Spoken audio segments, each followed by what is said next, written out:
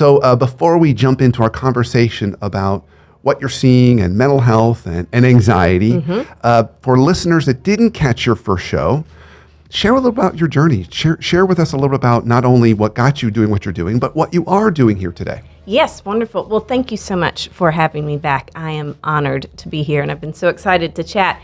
So I'm a licensed professional counselor here in the Atlanta area. I have been practicing for 16 years now.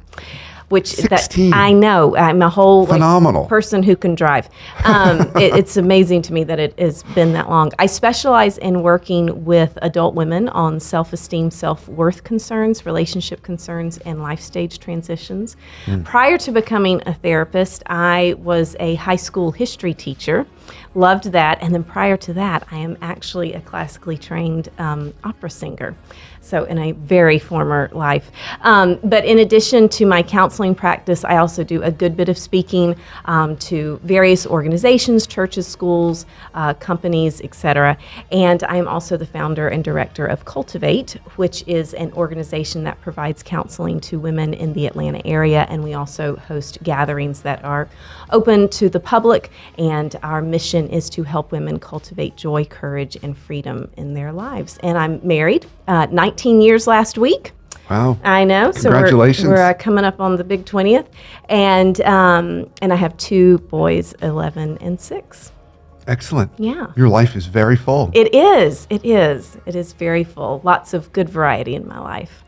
So talking about variety, Yeah. you tell me a little bit about what you're seeing that maybe is unique or different right now from the clients that are coming to reach out to you. What vibe are you getting out there, either where people are just in terms of optimism or even what they're feeling right now? What are some of the challenges they're trying to overcome? We are very tired. And we're tired in a way that is different from the pre-pandemic. You know, life before March of 2020, people would come in and talk about feeling burned out, feeling stressed, feeling anxious, but this is kind of next level.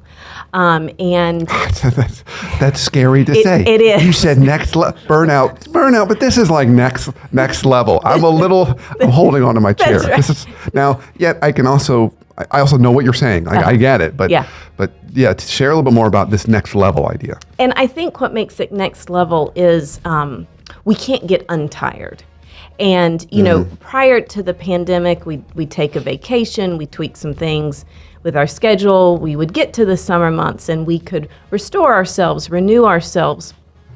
But what has been happening over the past now 2.5 years is we keep getting hit by these waves of uncertainty and things that are out of our control, and we can't get our footing again. One of the analogies that I've used a lot over the past 2 years is it's like you're wading into the ocean, and it's, you know, the ocean's lovely and kind of calm, so I'm gonna wade in a little deeper, and you get about to your knees or your thighs, and then all of a sudden a huge wave comes, and you know, you kind of stumble, and you're like, oh, I'm gonna go back to my beach chair, and so you turn and you start walking back towards the shore, and then another wave comes and hits you in the back and you stumble forward, and then another wave comes and hat gets knocked off and your sunglasses get knocked off and you're drenched and you never planned on swimming, and you look up and you're like, where's my beach chair? And it's like way down the beach, and you're just so discombobulated. And I think that has been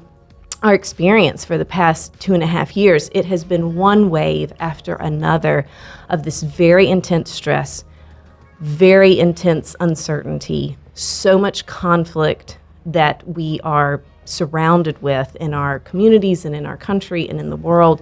And it's like we can't get restored, we can't get renewed.